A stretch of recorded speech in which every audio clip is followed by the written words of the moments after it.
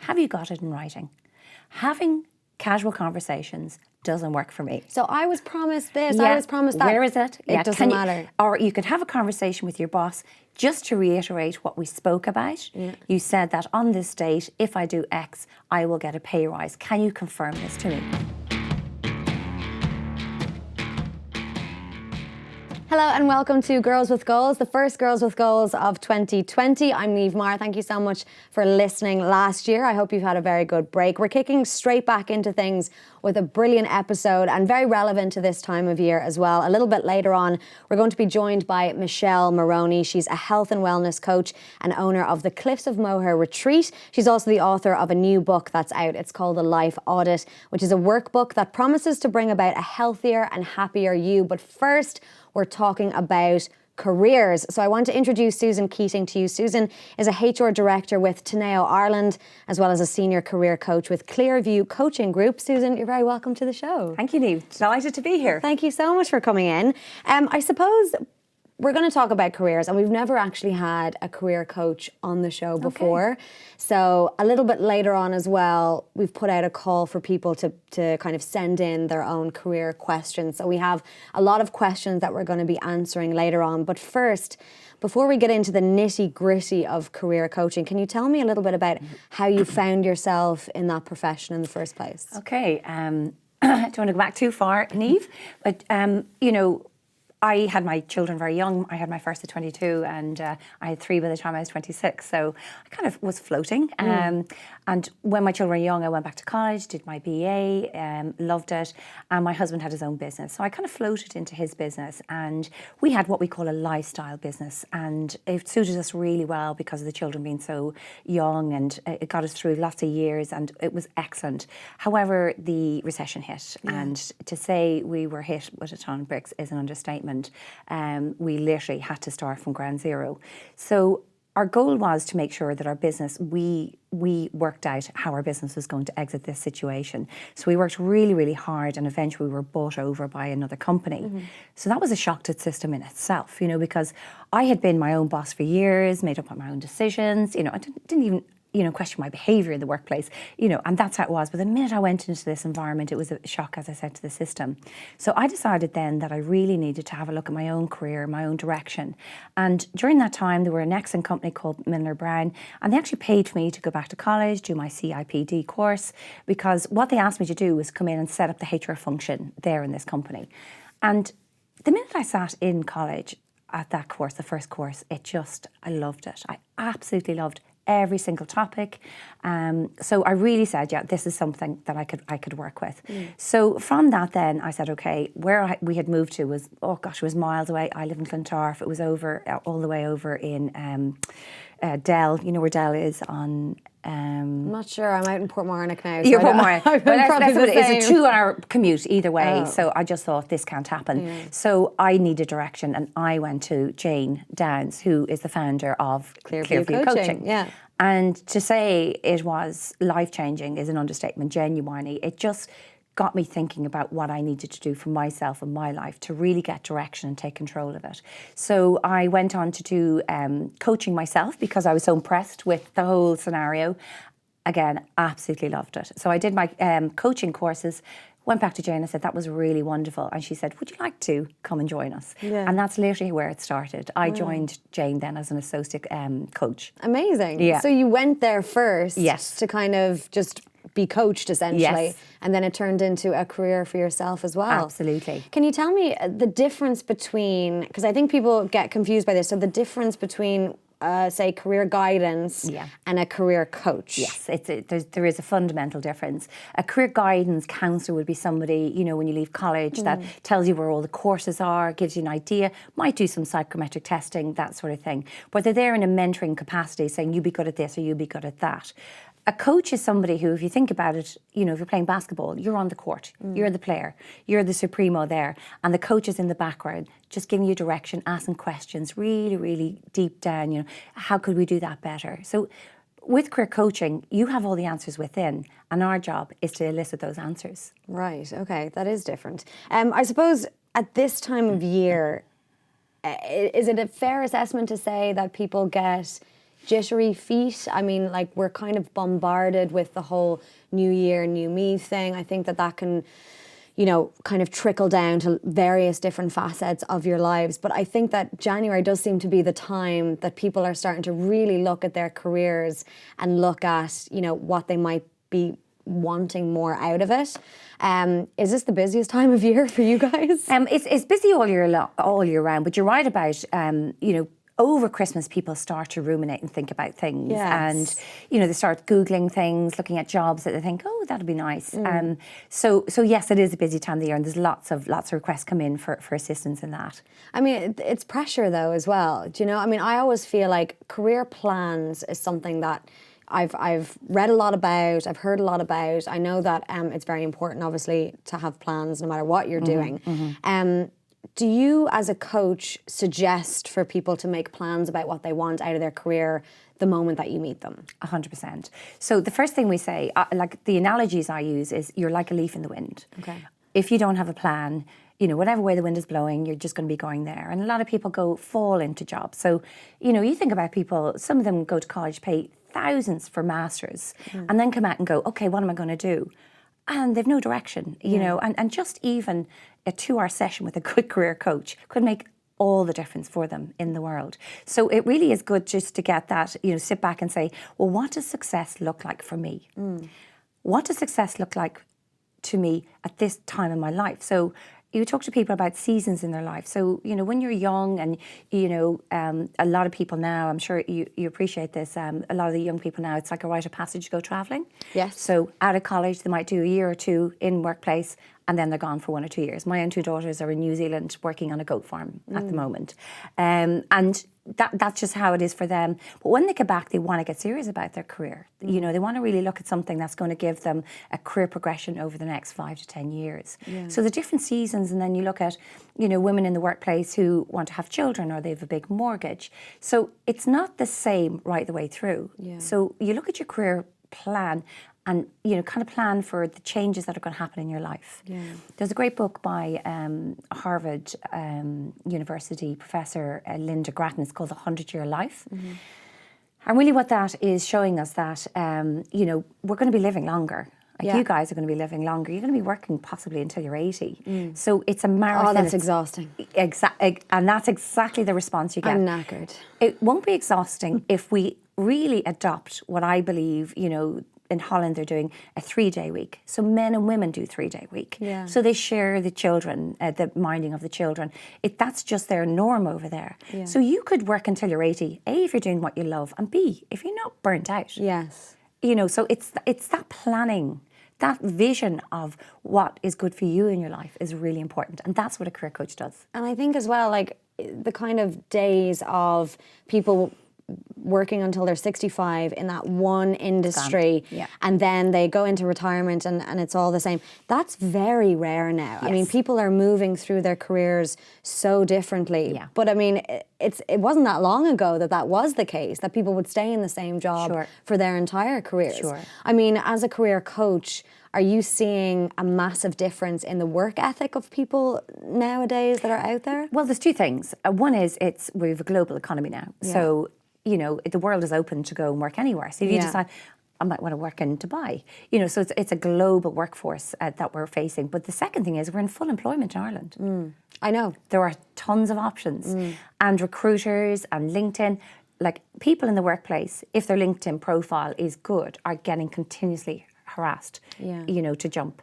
So, you know, your head is constantly getting turned. So you have options. It's a global economy. So the world is your oyster.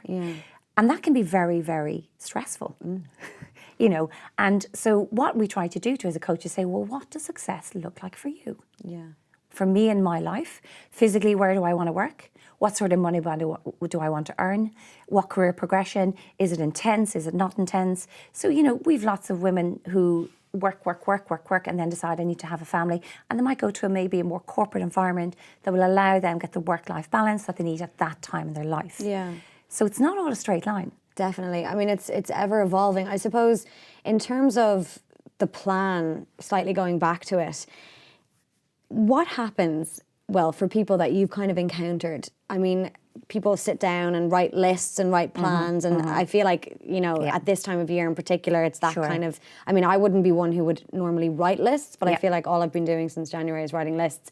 What happens when a career plan doesn't come to fruition? Like, can that be a big knock for somebody in terms of, like, just say you set yourself a goal where you want to be in 6 months or a year or even 5 years, and that doesn't happen for whatever reason. Is that something that you encounter as a coach? And like, how would you, or what advice would you give to people who are maybe, you know, all in for January, like, I'm going to make a change, I'm going to do this for my career, and then something happens that will set them back and they're finding it difficult to kind of get their focus back? Sure. So in that instance, I say you create options for yourself. And that's the most important thing to do.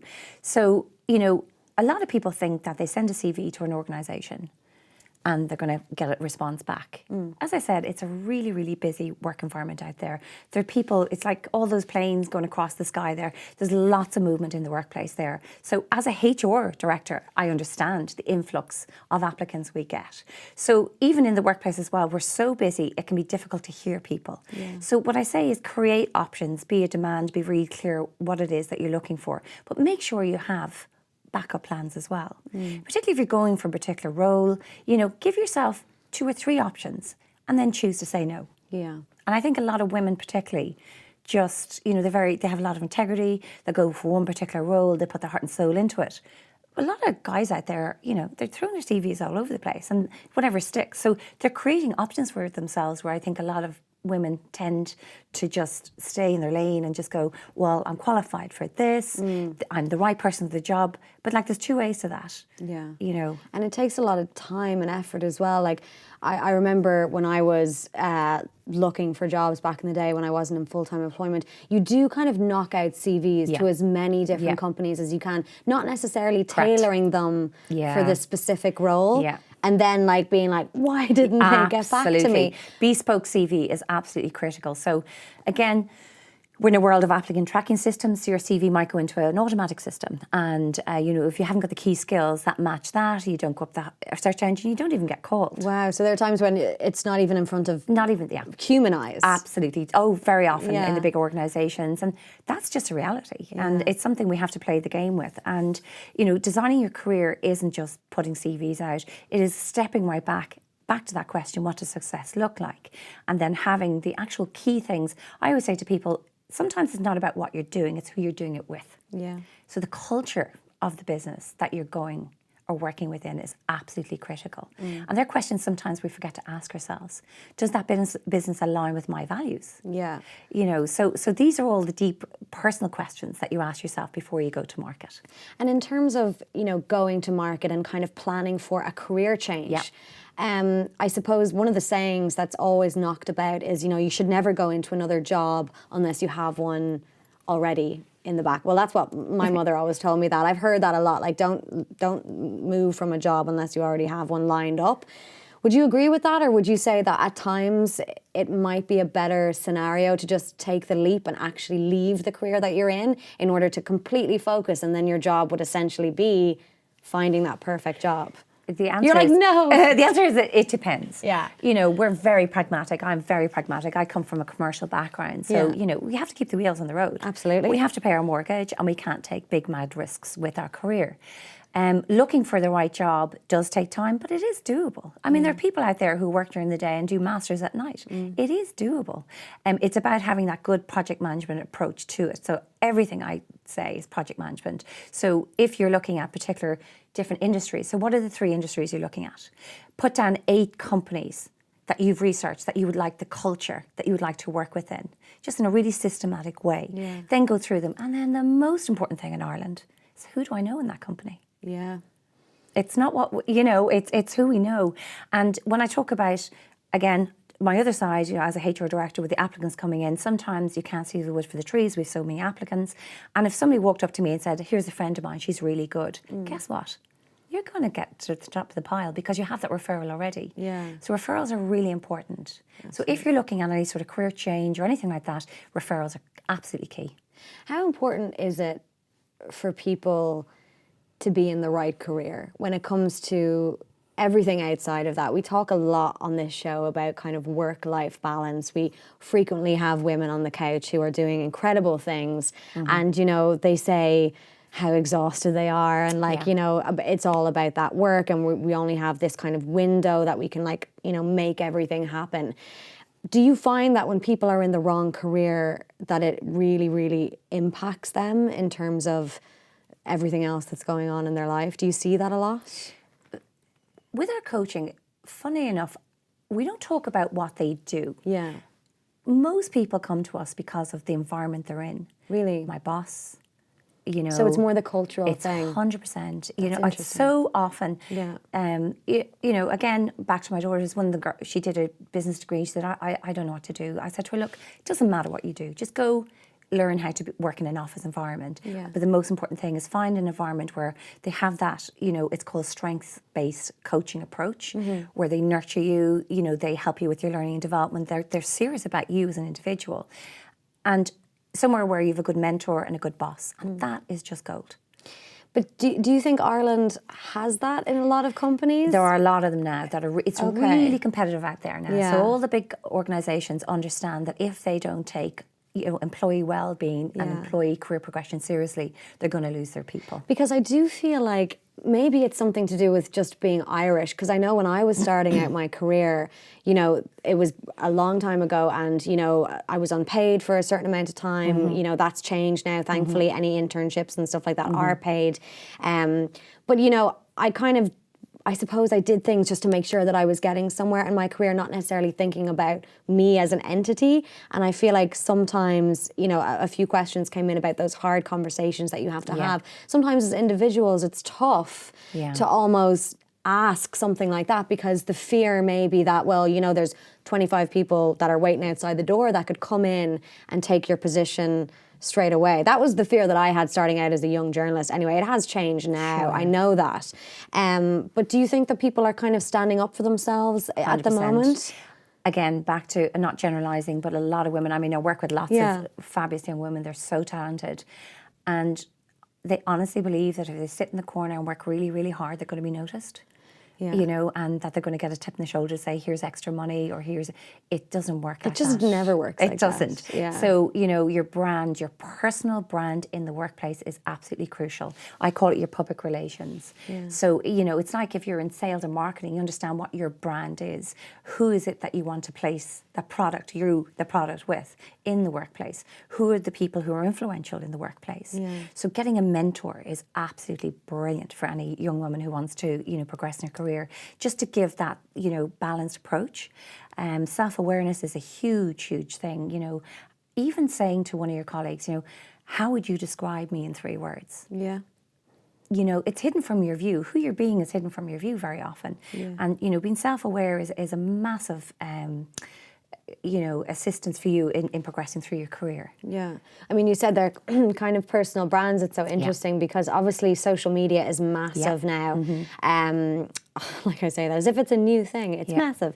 But when people are looking at kind of themselves in terms of if you're putting yourself forward for a new job or if you're looking to move into a new company, and you've got your LinkedIn profile and that's very much like business and work focused and stuff, are the employers going straight to your Instagram account? Like, how important is the brand that you have online in general? It depends on the industry. Okay. So obviously if you're in media, this kind of thing, absolutely, that's where Straight you away. reside. But if you're going into a pharma or IT, it's your LinkedIn profile. Should people be cautious though about the social media 100%. aspect? Yeah. Oh my God, yeah, absolutely. In general, when it comes to like, I mean, you know, even with young people sometimes, you know, for looking, I might have a little look at their Facebook. Just to see what's going on in the world. Would you really? Yeah, I would. Yeah, of course. Yeah, particularly if we're at a stage where we're looking to make an offer. Yeah, we would absolutely. And I suppose kind of going back to the coaching that you provide to people, what's the kind of, like, what happens, for example, if I was coming into you and I was saying, right, help, essentially, like what would you do? What is the layout? Okay, so we have a very, very well thought out format. Okay, so particularly if people are, I don't know what I want. That's the first thing, you know, I'm not happy and I don't know what I want. The first thing is I look to say to people, don't look to move away from something, you want to move towards something. So that's about your career planning. So having a vision or a plan for what the future, and they go, but I don't know what that is. And that's where we come in. So the first thing we do, we send out what we call starter documents. And that's the beginning of the process, because a lot of people are in their own head, or they're talking to their friends about that. But the minute you actually sit down to write out those goals or those aspirations. So we ask 2 key fundamental questions. What does success look like for you? And what do you expect from coaching? So it gets them to start thinking about it for themselves before they arrive. The other thing we'll ask them to do is do a Myers-Briggs personality test. Oh. Yeah, so that's all about the self-awareness piece. Okay. Some people are really taken aback. By the answers. Oh, yeah. And remember, you're answering it about yourself. Of course. You know, but Myers-Briggs is online. It's free for anybody to sit down and do personality tests there as well. Gives you insights. I use it mainly as a tool to understand how quickly I can coach or what pace I can go at. Okay. So you have a high introvert or a high extrovert. Introverts don't like to be talked at. Yeah. You know, so, you know, they like to mull over the questions, which is fair. So the other question then we ask, which is a really important one, is what are your values or what are your strengths? So that's called Martin Seligman, your values. So very often people are miserable in the workplace because it doesn't align to their values. Okay. And when something doesn't align to your value, you don't even know how upsetting it is. Yeah. And it could be an ethical thing in the workplace that really upsets them. We can work all that out. You know, you don't have to move roles. Yeah. You can just become self-aware and see what's going on with yourself. That's really interesting. So it's not always about like jumping into another career. It's kind of self-reflection, saying, who am I being in the workplace? What am I responsible for? Yeah. What is the biggest, now obviously we don't want to get too much information from you and your clients, but what's the biggest answer that you get when you ask the question about what success means to you? Is there one that just always comes rolling around?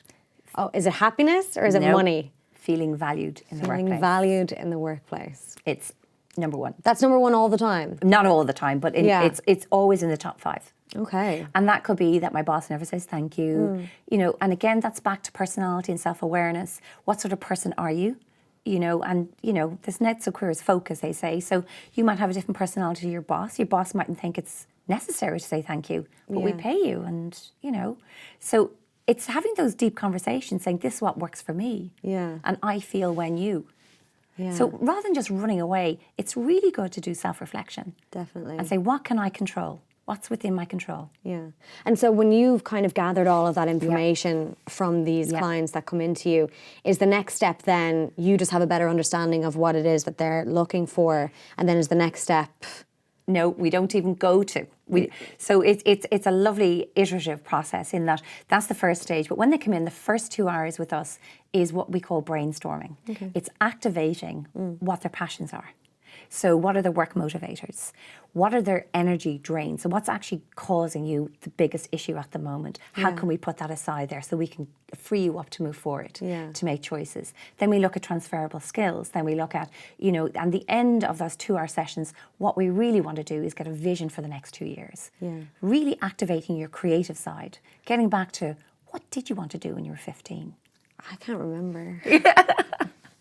Do people just ask you this stuff all the time, like because of your job? Like when you're out for lunch with your friends, they're like, I was wondering if you could just do that test with me now, just to kind of... All the time. Really? Like, absolutely, just book in with Clearview Coaching Group and we can go through it. Okay. But what's really important on that is that, you know, it's like a doctor, you don't work on your family or friends. Exactly. You know, because they still, you know, they still see you and they don't actually, well, a lot of friends and that, they don't actually follow the process. Right. They just jump in, you know, where somebody's coming in a professional capacity, they actually follow the process, you know, which is good. We're going to take a little break now. We will be back with some common career change questions as well that we had come in for Susan. But first, Michelle Moroney is a health and wellness coach. She's written a workbook that promises a healthy and happier you. I caught up with her earlier today, so have a listen. This is the book.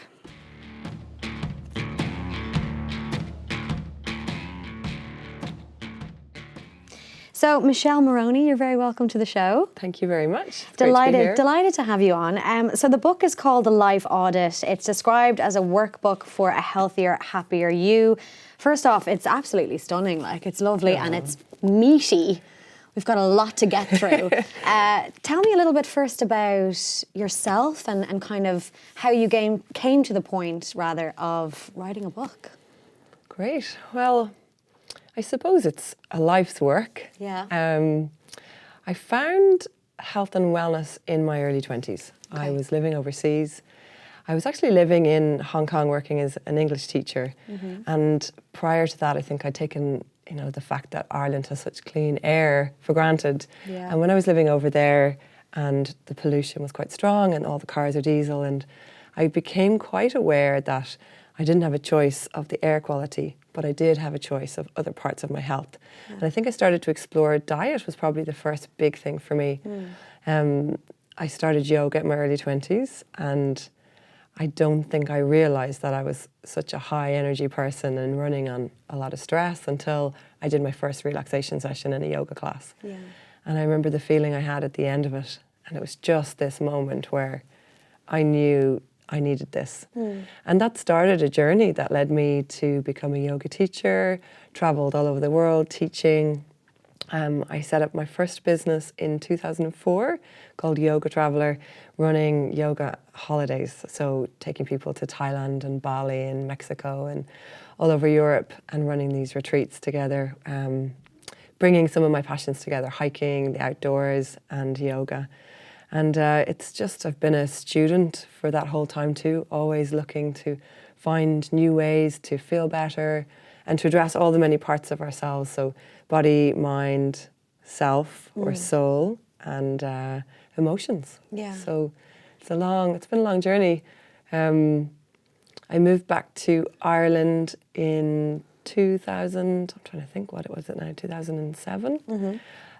Which was just the best thing that ever happened, was to come home, actually. And to kind of bring everything that you had learned as well home too. It's interesting, you said there, running on stress. And I find that so interesting because I try and do yoga the odd time. I don't do it as much as I would like. But I mean, is it a case where people don't even realise that they're running on stress? I think so. Yeah. I think, it's sort of that idea of the two sides of the same coin that, and I've been there. I run a business, I have 3 boys, my life is busy. Yeah. And I think sometimes when people come down to my retreat in Clare, they think, oh, it's the dream life, living in the countryside. But actually I've experienced some of the most stress of my life in this idyllic country environment. I think when we get to experience that opposite side of stress and when it comes to the nervous system, I'm really passionate about stress actually, about recovery from it and relaxation, and it's a big part of what's in the book as well and a massive part of what we do at the retreat. I know you haven't mentioned the retreat yet, but anyway. It's the Cliffs of We'll get Moher there, retreat, yes. So It's a big part of my story. Of course. But I think when people get to experience, say, a relaxation session for 2 hours, that's then when we feel those states, that's then when we identify the state that we were thinking was normal. Right. That sort of fight or flight, that sort of stress situation. Yeah. And so the retreat that you run, you've been doing that for 15 years, is that No, it? that was Yoga Traveller. Okay. We opened the Cliffs of Moher retreat in 2000, I think now the dates, 2013. Okay. But we built a beautiful glass-fronted studio, which we're quite well known for. That opened in 2014. So that was sort of a big turning point for the business. And what kind of retreats are on offer there? What is it that people are coming to the retreats for? We're open all year.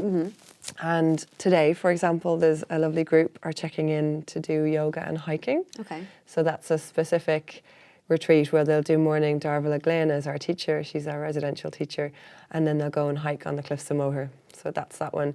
I do specific retreats and Darvala called Rest, Recover, Reflect that are really targeted at helping people to connect into that sort of space where they can relax and learn to heal the nervous system. We do yoga teacher training. We do regular yoga retreats as well, and Wim Hof method retreats, the Iceman. I trained in that as well. Wow. So we run those where we bring people into ice baths and take them into the ocean. I've only done ice baths in connection with sport, and it's very... It's quite a different way of doing it. Very different, yeah. It's done like a ceremony. Right. So everyone supports each other and it's all about finding your breath and less about... And all those benefits that you get from doing it after sport you still get, but it's a different approach. Yeah, you're not like screaming and you're not like, No. oh, how long do I have to stay in this Exactly. thing? Or, Waiting for the alarm to go off. Yeah, so very, very different, I would imagine. The Life Audit, the book that you've done, I love the name of it in the kind of first instance, because I feel like, and it's kind of why we wanted to talk to you and do this episode this week, because it's January. It is the time when people are kind of reflecting more than they would normally. How did you come up with like the name of the book in the first instance? Well, I like the way it's work. Yeah. Personal development is work. You know, anyone who's employed or showing up for, 35 to 40 hours a week, but we mightn't necessarily spend that long on ourselves. Yeah. And there is an element of work, and it can be enjoyable, but an audit is, when an external body comes in and opens up all those cans of worms or all those drawers, and we start to inspect all of our files. Because it's usually connected with a negative, an audit. Yes. You hear of an audit, sometimes you would think of a financial audit, and sometimes Yes. people would be like, oh, shit, I've been there. This is happening. But you've turned it into like a real kind of positive thing, because it's yeah. bringing out that which is maybe ignored or forgotten and bringing it to the light of day. Yeah. I mean, I suppose in terms of in yoga and healing circles, we might talk about it as bringing light to our shadow side. Yeah. And it's the parts of ourselves that we don't have light on. It also is a lot about balance. So doing a life audit is not just about, in January can be a time where there's, making resolutions. I don't really personally like resolutions. I like intentions. Yeah. But also taking stock of what is working really well is so important. And the tone of the book, and what I really hoped will come across, is that it works on the idea that we are enough, that we have enough, that we are enough. And it's just refining and seeing where our energy is going and what might need a little bit more attention. Yeah. I mean, I think what's really interesting and what's really good about this is, it's broken up. It is a workbook, and it's so beautiful as well. There's quotes and there's beautiful imagery. There's room for notes, but it is very much laid out as a 12-month plan. So I think this is one of the things as well that people struggle with when it comes to January and New Year, New Me. You said there yourself, resolutions. Sometimes it's all guns ho for the first few weeks, and then when it comes to February, March, or by the time the next January rolls around, we've forgotten the intentions that we had set. So this isn't about a quick fix. This isn't about, this is what you need. If you read this book or if you go through everything, then you're done, then you're fixed. This is actually about a lifestyle change that will have longevity too. Absolutely. And it's a journey through a year, and of course January is a good time when many of us are thinking about it, and it's the beginning of a decade, so we're laden with that as well. Yeah, of course. But it's a journey through a year that could be done at any time. It's not specific for January. Yeah. Any a birthday or a life-changing event, or just if somebody needs, feels it's the time that they want to focus on themselves. But I trained as a health and wellness coach, and what was wonderful, and I felt I really knew this as well, not just learning it, is that I think we all know what we need, and it's different for everyone. And I also sometimes feel like Irish people, we don't really like being told what to do. Yeah, fair, absolutely. We've got a great rebellious spirit. Yeah. And so the idea behind the book is that it's very much a workbook. It's very much what a person, the reader, puts into it as well. It's not just do this and everything will be great. If you do this, then everything will be wonderful. And that's why it isn't just about one thing. It covers, like I said, body, mind, emotions. There's a spiritual self as well. And yes, it isn't just about I have to do more. Yeah. It's also about recognizing what is really working well for me, how I am developing, what I am happy with. And writing all of that down is wonderful. But you said it there, the gap. There's a big gap between knowing what we should do and doing it. Yeah. And it's becoming more recognized that the educational model alone isn't enough. The pictures on the front of the cigarette boxes don't stop people who smoke from buying them.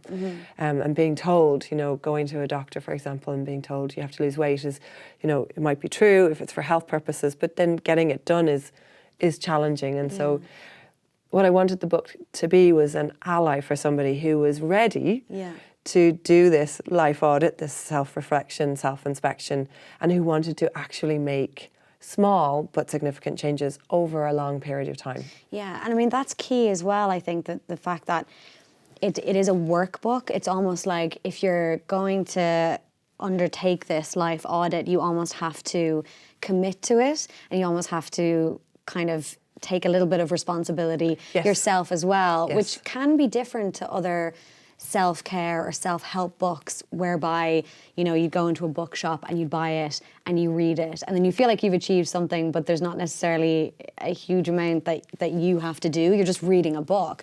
So I mean, with this, you know, for people who are going out and who are buying it, can you bring us through some of the different things with different months and maybe pick out a couple of months that like really resonate with you? I thought, because I loved it. Like I literally like went through it all. Now, you know the way you're never supposed to skip ahead. Yes. But I was like, oh, month 3, self-development, great. Well, you can. Like, there's no right or wrong way to do it. Yeah. Absolutely. Well, there's sections, so it goes through a year. Yeah. And there's the sections in it for explore, where it's an opportunity, and that can be quite challenging. There's questions in there. Some of them are meant to be quite prickly and they might be challenging to answer, but that's sort of part of the audit is, oh, what are 5 beautiful things about me? And that can actually be incredibly challenging for some people to actually think, you know, what are the positive things? We can be very self-deprecating and hard on ourselves. And we're always kind of looking at what's wrong in our lives, like constantly, as in, especially around this time of year, especially when people are trying to better themselves. A large part of it, although maybe we might not see it, it is kind of negative because we're like, okay, well, resolutions in itself are things that we're trying to do that we're not doing good enough. Yeah. And I'm not going to be good enough until I get up every day and do whatever it is, go for a run and do this. And it is, I mean, we're even just, I work as a yoga teacher. I mean, the intelligence of our physical body is amazing. All of us, you know, there's so much in the body image in the media, and it's a challenging time to be a person in a body. And the reality of it is that all of us have these most magnificent bodies, and something we should be delighted about. Yeah. But yeah, you're right. We do sometimes look from that kind of place of lack. Yeah. And you know, and the interesting thing is that we might be people who are, you know, very compassionate and very kind. And when we're sitting with a friend, it can be really sometimes easy for us to give lovely advice or just to really see the beauty. And then it can be a very different thing to ourselves. So it's definitely a process. So you've laid it out. And would you advise that people kind of stick to each month as they go along, or? There is a progression through it, but as I said before, and as you said, people are taking ownership of it.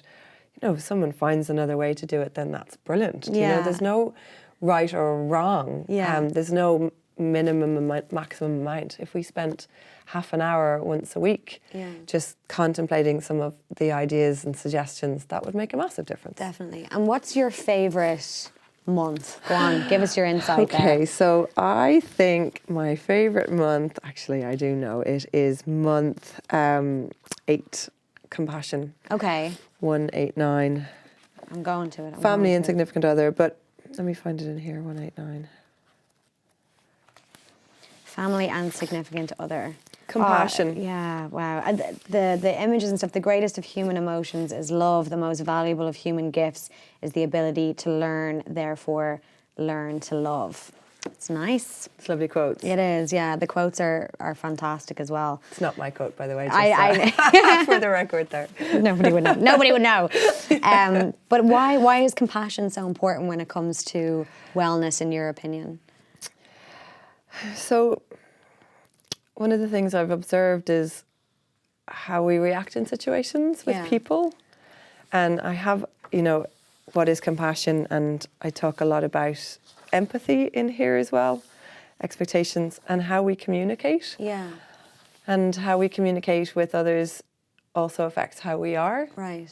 And so I've written a lot in here, you know, just about listening to people and learning, and it's something that I think kids in school were being taught how to listen with empathy. I think the world might be a better place. Yeah. Holding space for people And it also helps us, it reflects back on ourselves. How do we hold space for ourselves? Yeah. And so this one goes in, what is compassion? You know, assumptions, how we often make assumptions. Yeah. Celebrating others' successes. It talks about forgiveness, and a big section then on empathy and what it's not and what it is. And I think that's just a really nice section to start to look at how we communicate in the world and what we put out. I talk a little bit about vibration and the law of attraction and how we are in the world, and how what we put out is what we will meet and what we will attract. Yeah. So I really like that section. Is that, when you say vibration, now, I hope I don't sound ignorant here. No, but go for it. I love these chats. what exactly do you mean when you say the vibration? And I know you kind of explained it there in terms of what you put out, you get, but like, just explain that a little bit more. So, thoughts. Okay. Thoughts create a frequency as well in our body. So everything that's in the earth, everything that's living is vibrating at a frequency. Okay. And our thoughts affect our frequency. So when we're having positive and kind thoughts, that's affecting the frequency that we're resonating at in the world. That can be detected with machines, for example. Right. And so the very simple way of talking about it is like attracts like, but it's this idea that what we are putting out is what we will meet. Yeah. So if we're having negative thoughts all the time, it's possible that we're going to be attracting negative thoughts and negative interactions with people. So it's kind of how people talk about karma a little bit. Am I right in saying that? Yeah, it's in the same kind of ballpark. Right, and it's palpable, it's measurable. This isn't like, you know, it is definitely... We are vibrating at a frequency. Right, okay. It's so interesting when you talk about that. And what I loved about the book as well is that you have monthly reviews. And that's, I would say, probably... perhaps more of a difficult thing for people to do, because just say you're going through a process of a life audit, then on a monthly basis, you know, you kind of have to confront whether or not you feel like there's no right or wrong. Sure. But is that something that you practice yourself? You know, like, do you kind of review yourself on a monthly basis in order to kind of keep in touch with essentially practicing what you preach, you know? Absolutely. And I do. I journal a lot. It's a big part for me, and I talk about it in the book as well. Sometimes it can feel like the thoughts are all just swimming around in my head, and I found it a really useful process to get things out on paper, so that's been a big thing.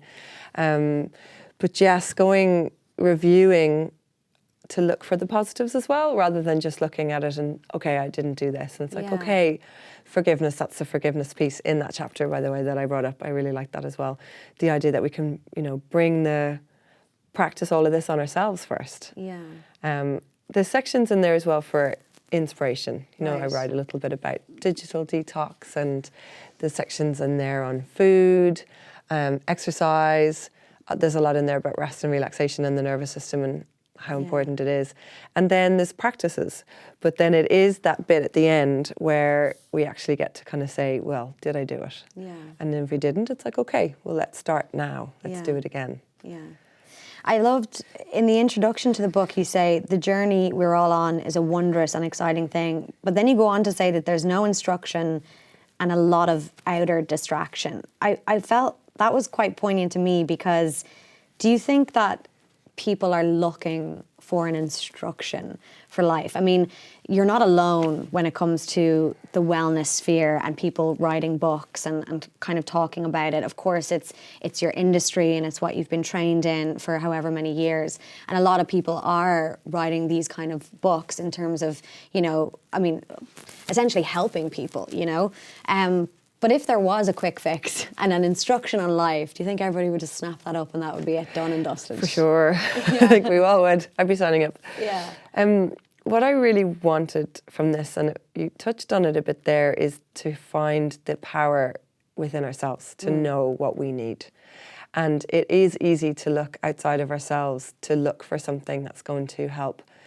And, you know, many of us might feel that there's just we're just missing something. And there is, you know, it's a classic coaching tool. In the beginning, there's a wheel of life, but it is a simple tool to look at what is working and what's not working yet, you know. So, okay, got really good network of friends and I'm really happy with my job, but not devoting enough time to my physical wellness, or, you know, my diet's been really poor recently, or whatever it is. It's very different for everyone.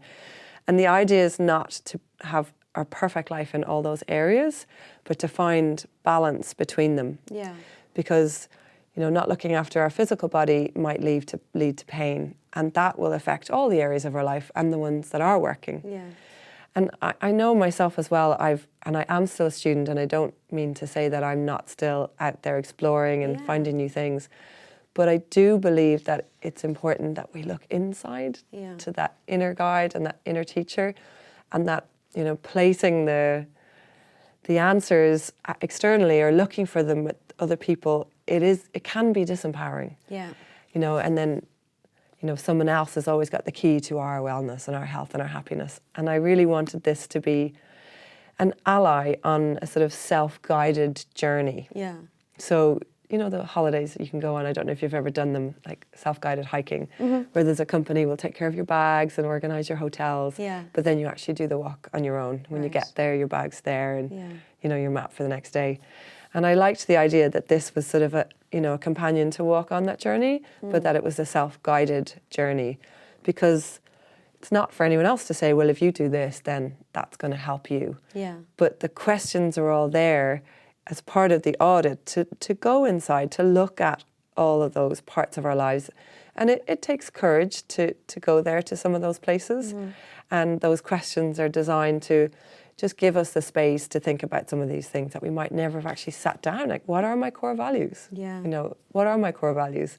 And there might be 20 of them, but maybe there are 3. You know, maybe honesty is one that's just really important to me, and integrity. You know, there's so many. Yeah. And knowing this about ourselves is really wonderful. It's wonderful because then we can know then that if what we're doing in our life, does it line up with our values? Does it line up with what I believe in? Yeah. And we're all so different. And do you think that, you know, people say who are embarking on a journey essentially, or who choose to kind of do an audit, do you think that, you know, people who say have wavered from their core values, can they come back around? Oh, absolutely. Is this like something that would help them in order to do that? Absolutely, because that's life, isn't you it? seem so centered, and I've interviewed a lot of people, and I can get a feeling when people are just, you know, centered and very calm and know exactly who they are, and you radiate that, and I can tell that. But it's hard for some people who are maybe not, you know, in the industry that you're in, who aren't a coach, who don't know as much about this kind of stuff. There's also a lot of pressure coming in from social media. So much pressure. In the wellness realm as well. And especially so in the much wellness realm. Information. I mean, do you engage in that kind of thing, or? I have restrictions on my phone. Okay. I've allowed myself 15 minutes of social media a day. 15 minutes? And if I want to do more, I have to click that, you know, I have an iPhone, I have to click 15 more minutes, remind me in 15 minutes, just because I know I didn't even know also, that was a thing. I know, I'm also, and it turns off all my apps except for maybe my alarm and anything else, my Sonos music player, whatever it is that I want access to, it turns off between 10 and after 10 and before 10, so I can't access anything. And I've written about digital detox because that is extra pressure and extra stress, and you know, if we're lying in bed or at home on the couch, that's the place where we relax and heal. And then if we're looking at often distressing things too, as well as, you know, that which might just bring stuff up for us, it's not relaxing then. So our safe place becomes a not safe place. Definitely. But you know, and you said there about, yes, and thank you very much. There are lovely things for you to say, but I do believe that, you know, it's important that I'm doing this work too. But life is, you know, I often think balance is about coming back to the centre. It isn't just being in the perfect life all the time and everything's great all the time. That's not the reality of life. You know, even when things are good, before the big things that happen and the hard things and the challenging things in life, you know, there's still a lot of stresses, and even just as women, hormonally, we're in a completely different landscape from one day to the next.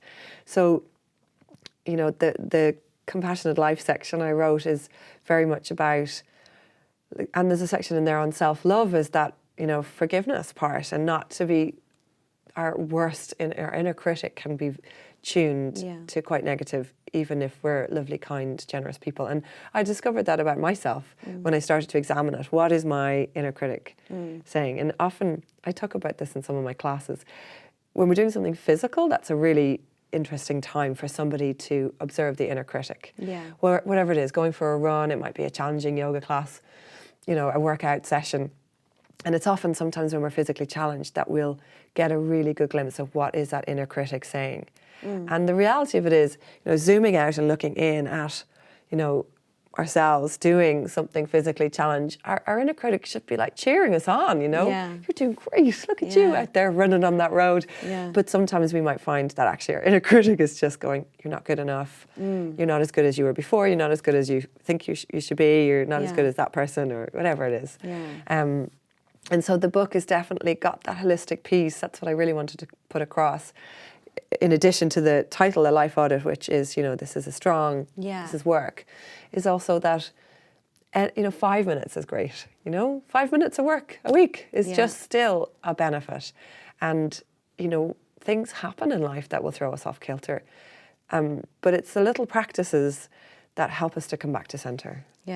It's the little things that make a difference, not the great big thing that I did once for 2 weeks or whatever it was, but the little regular practices are what bring us back when times get hard. The 5 minutes is interesting because that 5 minutes is probably always, and I beat myself up sometimes about, you know, not working out and stuff like that, but even, you know, the 5 minutes is probably more work than you would have done a week ago. So take that as a little victory and then move that on. And feel good about it. And I think the brain also learns then that, oh, it makes a difference, I'll just do 5. And often we want to do more than 5, that's the truth, isn't it? Exactly. There's a lovely quote in there there's some quotes in there from writers that I've borrowed to put in that that have been really inspirational to me. And one of them is, you know, a year from now, you may have wished you started today. Even if it was just a little bit. Time goes by. It's going by anyway. And it's going by quickly.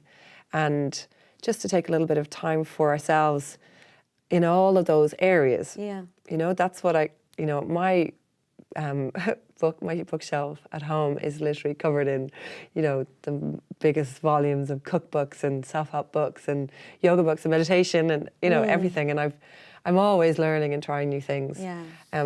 But what I liked about this was that it would kind of condense and just kind of simplify, you know, a lot of what's, you know, there are entire volumes written on diet and entire volumes written on meditation. Huge amount of information, Yes, and so, and you said it there when you talked about the wellness industry, there's a lot of information and it is conflicting. So that's why the workbook style is nice, because it's not just do this, you know, it's like what will work for you. Here's some ideas, here's some inspirations, what will work for you, what will empower you, the reader, to find what works for you, because it's different for everyone. Absolutely. You like to work out, I like to do yoga, but you know, they both have the same. And suitable for people who say maybe haven't dipped their toe too much into the world of wellness and that kind of thing as well. Like it is, I love that you called it an ally. I think that that's an incredible way to kind of put it. So there's hope for us all, basically, is what you're saying with this.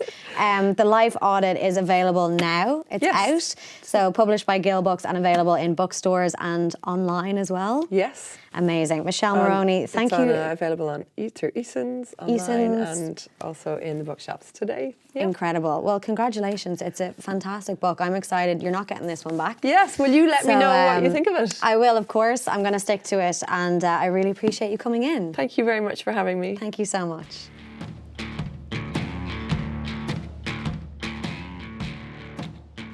Okay, we are back. That was Michelle Moroney there. Incredible stuff. So we're still here with Susan. We're talking about careers. So we had a lot of questions come in from listeners about career things. I mean, I'm presuming that you're going to absolutely nail them all. Like, just a precursor, you're not a guidance counsellor again, so there might be a few questions where it's a little bit separate to the work that you do. But just before we get into that, I suppose one of the things I wanted to ask, in terms of people who want to make that jump into a different career, do you see any kind of telltale signs that people are ready to make that decision in their careers, if you know what I mean? I mean, you talked about feeling valued and people having a sense of self-awareness.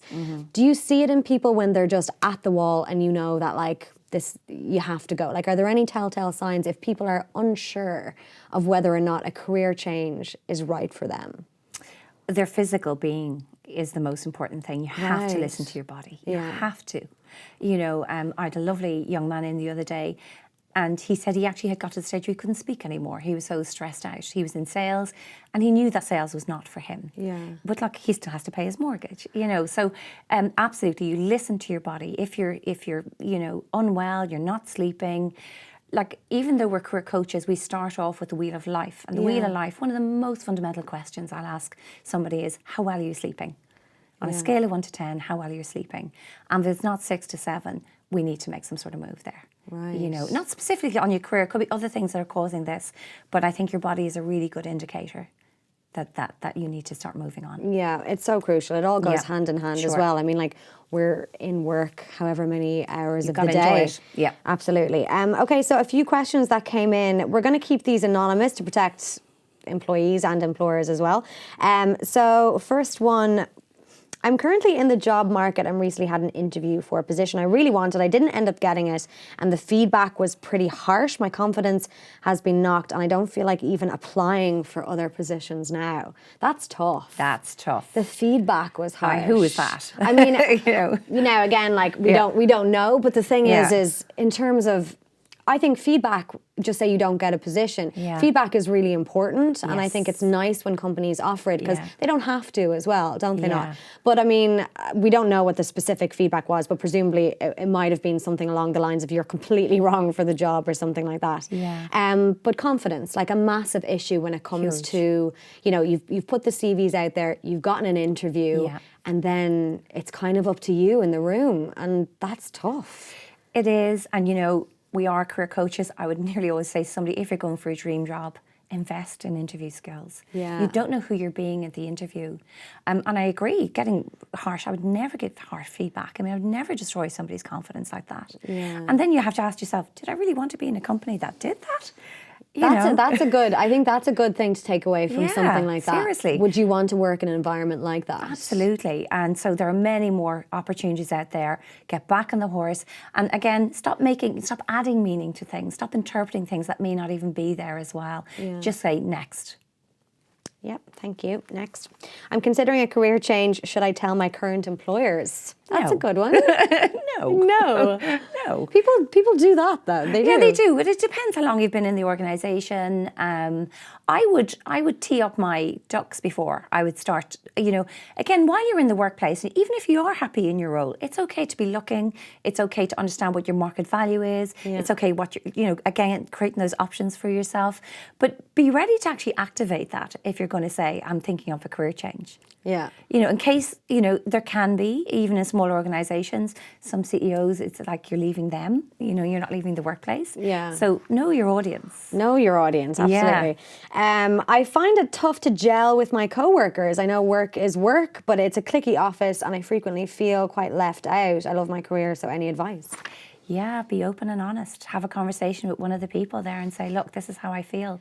Who am I being? Is there anything I can do? I don't know if I'd be able to do that. That's a tough conversation to have. Well, do that or just stay in the position you're in. I suppose. You know, or leave work. And, you know, it's really good to have open, honest conversations. Yeah, it's kind of one of those things though, like we were talking about in the first section of the show, cultures and kind of understanding it. And like, you are with these people for however many hours in a day, 8, 9, 10, however.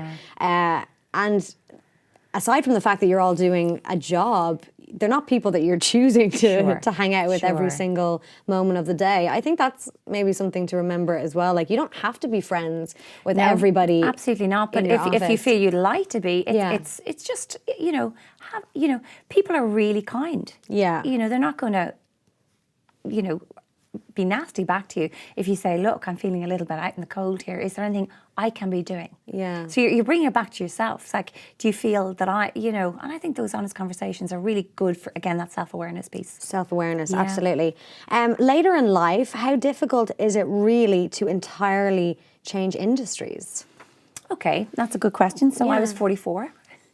When I entirely changed industry. I went from the IT industry into the PR industry. Right, And okay. it can happen. Yeah. It's absolutely clear. I mean, sometimes, again, it depends on your CV, and I find a lot of people who are, maybe in their 50s are saying, I have 28 years experience. Like a young HR person reading that thinks you're the grandmother, So you just focus on what you can bring to the job in terms of your experience. So it's entirely possible to do that. And were you nervous before you did that, or did you feel like you were going to succeed? I was, and again, people can say little things that can really knock you for six. I remember the time my husband needed to, really reinvent himself. And at that time, somebody said, oh God, nobody's hiring people over 50. And he took that as being the truth. And again, he went to a career coach, and all he came away with was confidence. Yeah. So there's lots of people who move and change. Absolutely. Lots of people.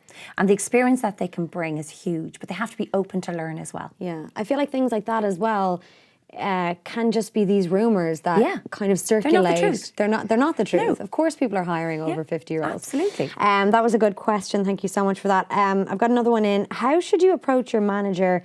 Oh, this is a good one. How should you approach your manager if you've been repeatedly promised a raise but haven't been given one?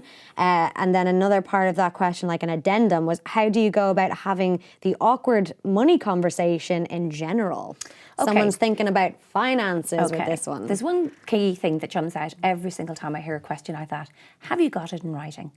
Having casual conversations doesn't work for me. So I was promised this, I was promised that. Where is it? It doesn't matter. Or you could have a conversation with your boss just to reiterate what we spoke about. You said that on this date, if I do X, I will get a pay rise. Can you confirm this to me? Be in control of your own destiny. Gotta be clerical. Gotta be, really the conversations, bosses come and go, they're only human as well. They think it'd be great that you could give you a pay rise, and they go to the finance and they go, no, you can't. So you have to be clear in your boundaries when you're having these conversations. Yeah, I think it's a really good point, because if people say it to you and they promise it to you, like a lot of people would take that as face value, but whatever happens in a company, and there's a lot that goes on in companies that sometimes people at different stages don't understand what's going on, and it's not the case that manager is running away from you in order to avoid you, although I have heard that happens too, but you can't take it just as a conversation. It's clarity of communication. So how you heard it and how it was said could be two different things. So can I just clarify what we spoke about? Yeah. And a little email is all that you need to do. Yeah, get that in writing. Yes. And then the other part of that question, I suppose, is the awkward money situation in general, the awkward money conversation, as this person puts it. I'm presuming that's kind of all encompassing. I suppose that's to do with salary increases, or, knowing your worth and asking for a salary if you're moving to a different career. I think we did a piece on site there probably like last year, a good while ago, talking about how that money conversation is the one conversation that women in particular find the most uncomfortable and the most awkward to have. I don't know the science behind why that is so much worse for women than it is men, but it is. Yeah. I agree, and I'd say to women, come on, get over it, girls. Yeah. Okay, be a demand for yourself, the value that you bring. It's back to what I said, sitting in the corner working really hard doesn't mean that you're going to get that pay rise. You have to build up to it. You have to start with, if I exceed expectations this year, can I get X? Yeah. So you have to set those expectations, and sometimes, you expect your boss to set those expectations. Sometimes you have to help your boss to do that. Yeah. Sometimes your boss doesn't know what that is. So you say, if I did X and Y, can I get? And it's, again, you controlling your destiny, your workplace. Yeah. So like people say, well, I work really hard. That's expected. That's it. I'm sorry. Everybody works hard. Everybody works hard. Yeah. I'm loyal. That's expected. It's that extra that you bring to the table. So what you're going to achieve. What you're going to achieve, absolutely. So coming in and go, I worked really hard last year, can I have X? That doesn't work. No. It's next year I'm going to do X, Y, and Z. If I do that, can you make sure that I get the value? And sometimes I feel, and I'm not knocking anybody who's like struggling with that, but sometimes I feel like there is an expectation, whether you've been at a company for a certain amount of time, or whether people that are in different industries who are the same age are making this amount and this amount and this amount. Like, one of the things that I'm always proud about is I've never compared myself to other people, because there's 0 point in comparing yourself to other people, because then you'll start to sound a little bit silly by saying, well, she got that or he got that or all this kind of stuff. There's no point, really. It's based on merit. But the other side of it is, I think sometimes people go into these conversations forgetting what the full package is. So money mightn't be the key issue. It might be flexibility.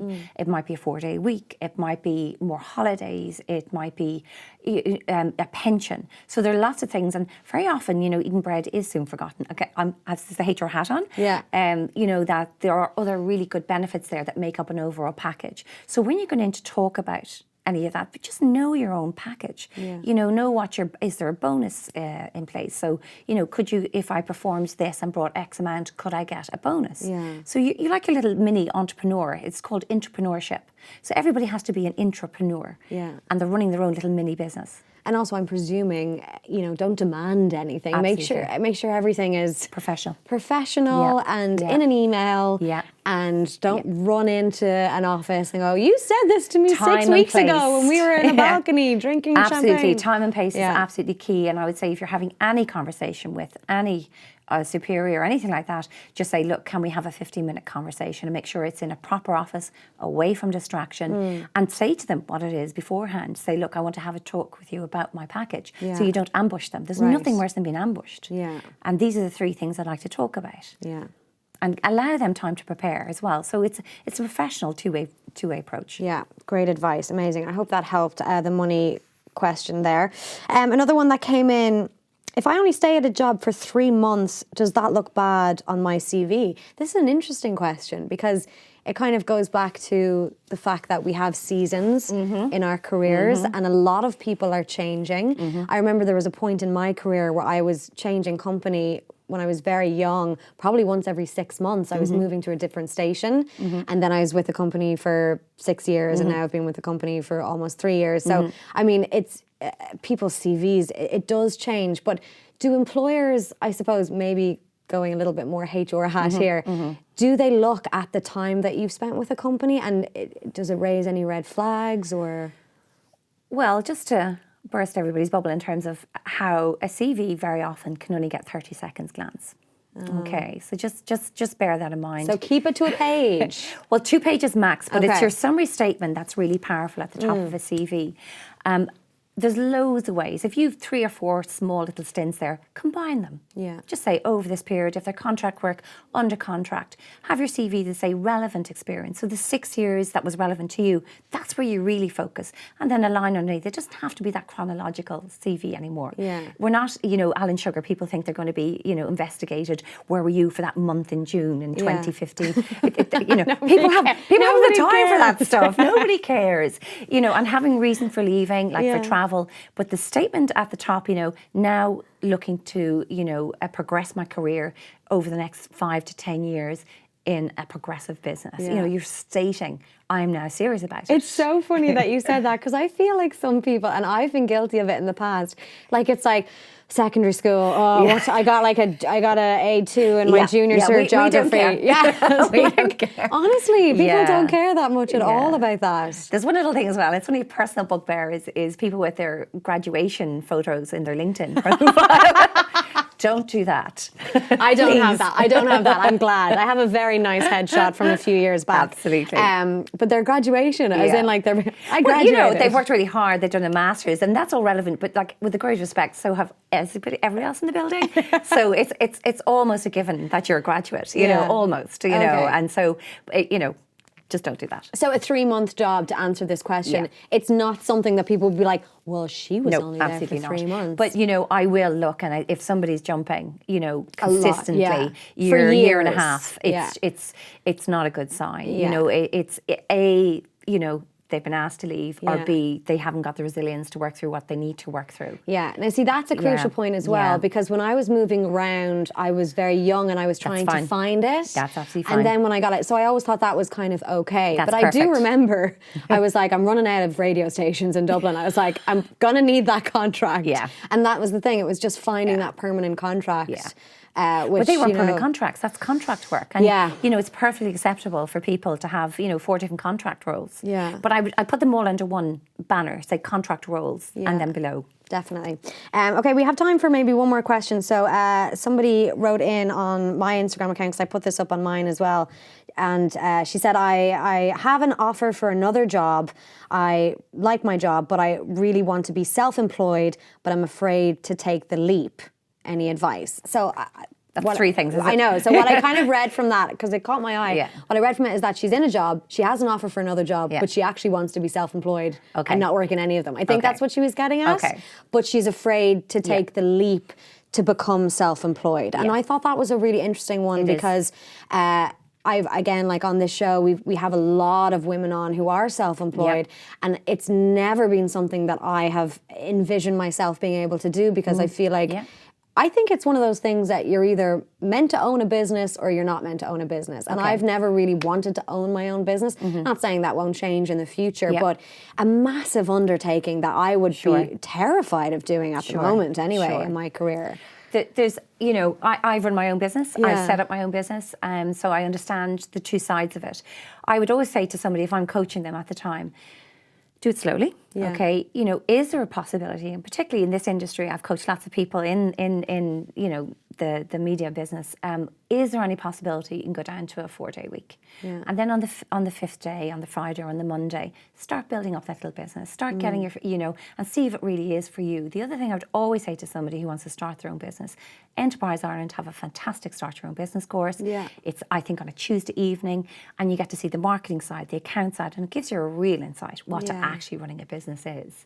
So, you know, I would always say, get your plan in place, understand your financials. That's key. I mean, I was coaching some lady who wanted to set up a muffin business. When we worked on the margin for each muffin, sure, she'd feed herself for 15 minutes. You know, so you have to be realistic Work around. out the maths, just do your business do plan. the maths, We do that coaching as well. We do Start Your Own Business coaching as well. Right, And really put you through the ringer in terms of what is realistic here. Yeah, making sure that you can do it. Because that's the thing. That's almost more scary than moving from one career to another, because, you know, you become a HR department, finance department, like you're everything. And you know, knowing your product and knowing the value and knowing how long it would take. And you know, starting your own business is about sales. Yeah. And, you know, have you got a sales hat on? So it's a big question. I understand what she's asking. She's options here. But if she's in her current position, and if there was any possibility she could maybe go down to a 4-day week, you know, and ease herself into it.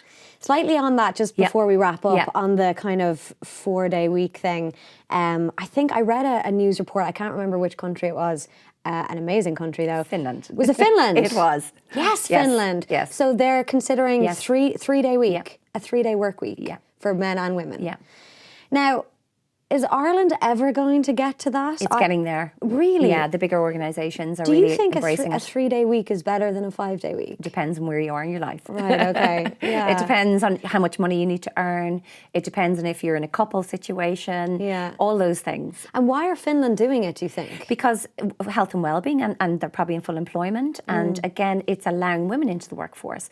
So it helps with child rearing. It's a fantastic way, and again, you'll work longer, so you're not going to be burnt out by the time you're 50. It gives that longevity as well. Wow. Yeah, I can't actually imagine a 3-day week and then having like 4 days.